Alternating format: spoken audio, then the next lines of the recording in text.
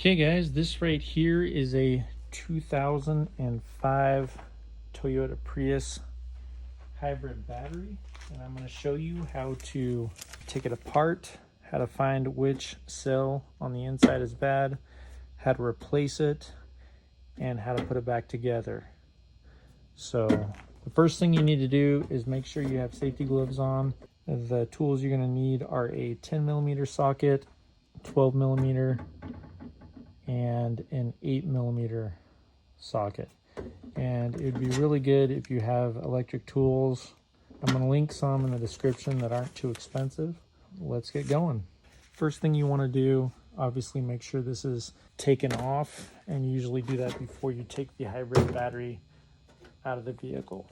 Okay, next thing we're going to do is take off this top part, screws on the sides, one on that side,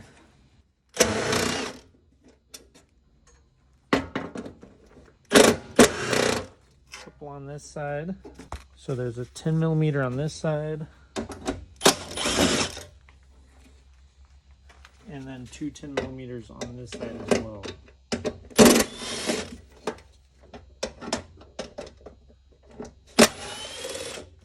There we got one more right over here.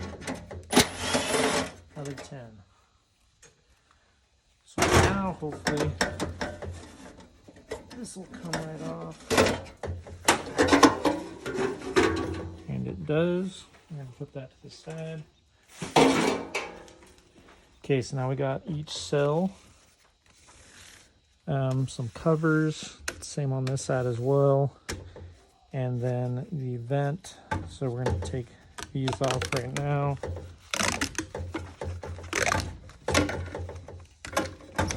And just pull them off. They're just rubber. Okay, we got two 12mm bolts here, two right here. We got a 10mm bolt right here, and we are going to take those off. I'm just going to loosen these to start out.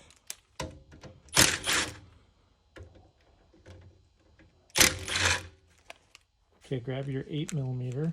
These two right here we're going to remove. So right there. Let's remove those and set them off to the side. And then remove that little piece, this little piece, and remove these two as well. Again, 8mm.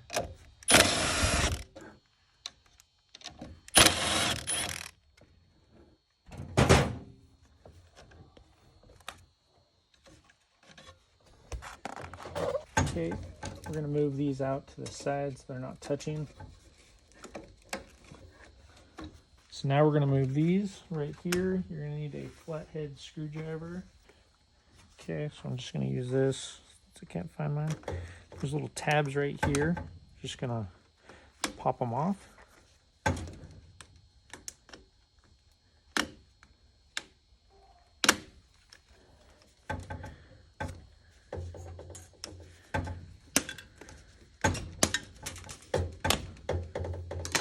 Set those to the side.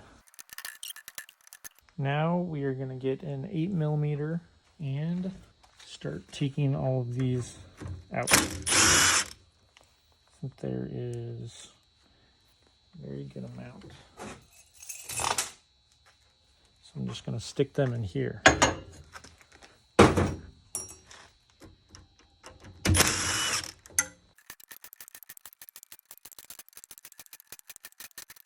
Got that side done, just do the same on the other side.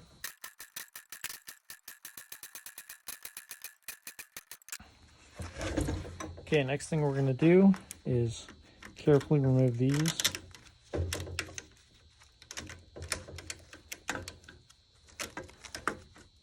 And just kind of set them to the side.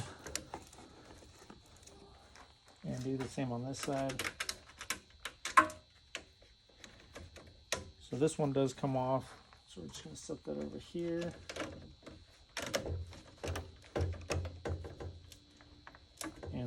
set those to the side as well. Okay, so now it's time to test the values of these. Got my multimeter. This is just a cheap Harbor Freight one. Turn it on, turn it to 20 volts. So we'll just set that right here so you can see. So positive on this side and negative on this side. And we're going to touch it. And that's reading 8.13. So that one looks good. 8.17. So what we're looking for is just kind of a plus or minus of probably 0.2. And if any of these are out of sync, that's probably the ones we're going to have to replace. So far, all of these are looking good.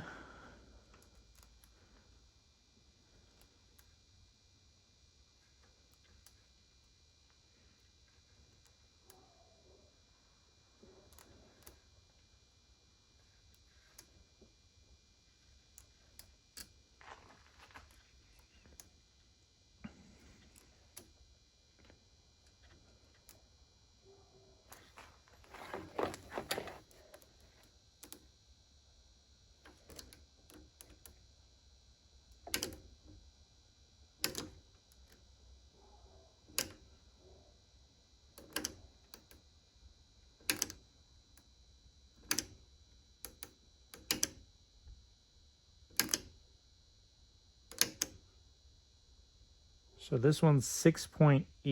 So that's definitely one that we're gonna look at. So I'm just gonna make a mark right there. If you have a marker, probably work better. And I luckily do have a Sharpie. So we're just gonna put an X right there. And over here, put 6.85.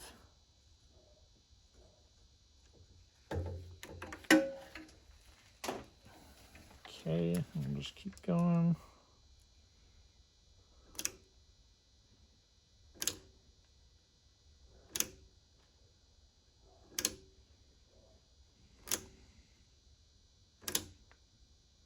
So I think that one is the bad one.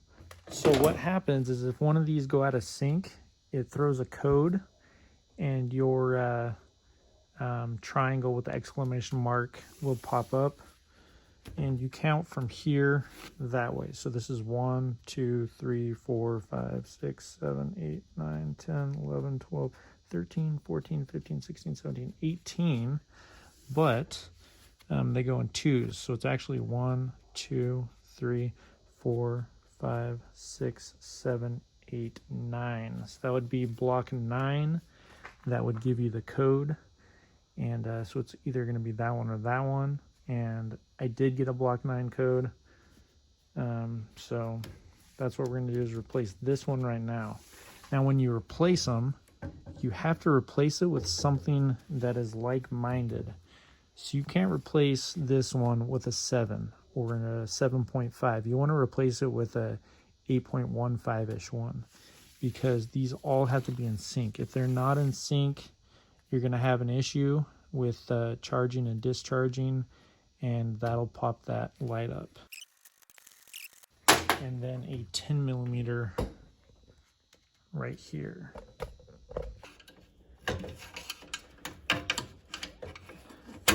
Okay, once you get that off, just set it to the side.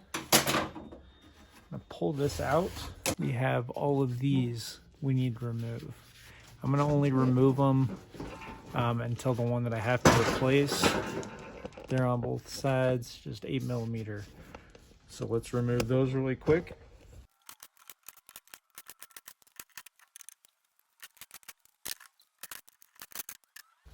Okay, so the first one that comes off is going to have a sensor. 2, 3, 4, 5, 6, 7, 8, 9, 10, 11, 12, 13.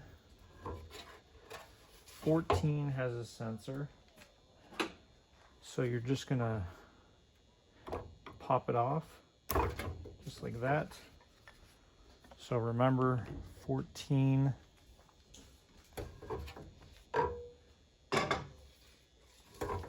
15, 16, 17, and here's the bad one, number 18. So we're gonna just set that to the side. And just so you know, 28 has a sensor as well. I think it's a green one. So it goes green, black, white. So this is one I had out of another unit. It's at 7.71 right now. It's been discharging for a while. It was at 8.12, so I think that one will work. So we're gonna throw that one in there, and I'll probably charge it up before I turn it on. So that way it's up to where it was before. When we're putting this one in, remember to put the sensor on. So we're just gonna clip it on like this and stick it right here, just like that. And that one again is the 14, and it's black. Okay, the last one is yellow. We're gonna clip it on.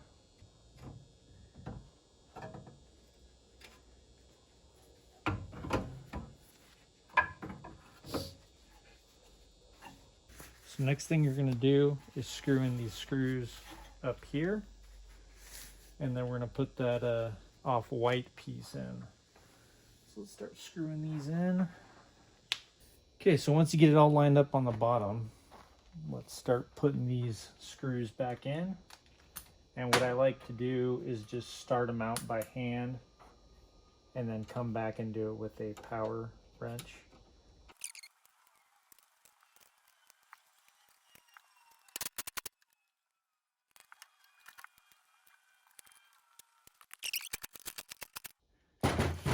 Okay, I got those other ones tightened. So now we're gonna put back these connectors right here. Just gonna brush them off really quick.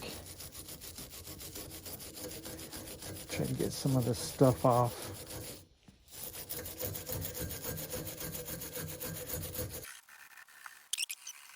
And then these ones.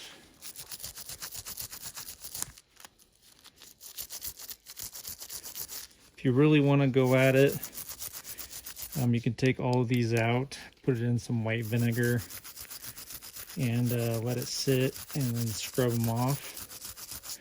We're going to put this side on first, and just go one by one.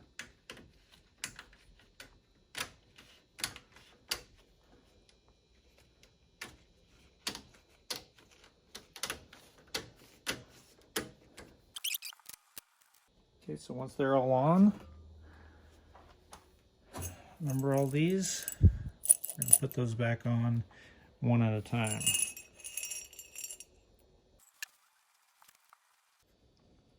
And again, if you need to recharge that one, the one you replace, do that before you put this stuff back on. So I already recharged it, and it's sitting at about 8.2 right now.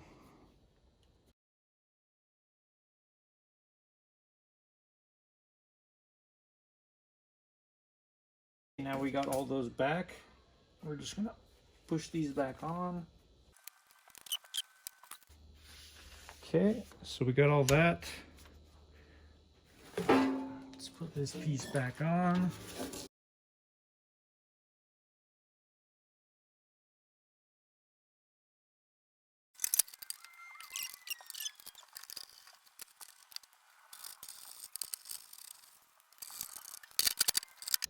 Okay, so now we got it all put back together. Now we're going to put it into the vehicle. I'm actually going to do a grid charge on it first, just to make sure that all the cells are nice and balanced. After we get it installed, Make sure that you screw down these two 8mm bolts. And then this thing, a lot of people have issues with it. So put it in like this, push it all the way in, push it up, and then make sure you pop it down. If you don't pop it down and if you don't get it in there correctly, it's not going to work and it's going to throw codes. Make sure you have all of these in. Sometimes you can have it halfway in and it's not in all the way. So check all those. And next we're going to put the negative terminal back on the battery. And now we're going to check and see if this fixed it. So let's see. I'm going to turn it on.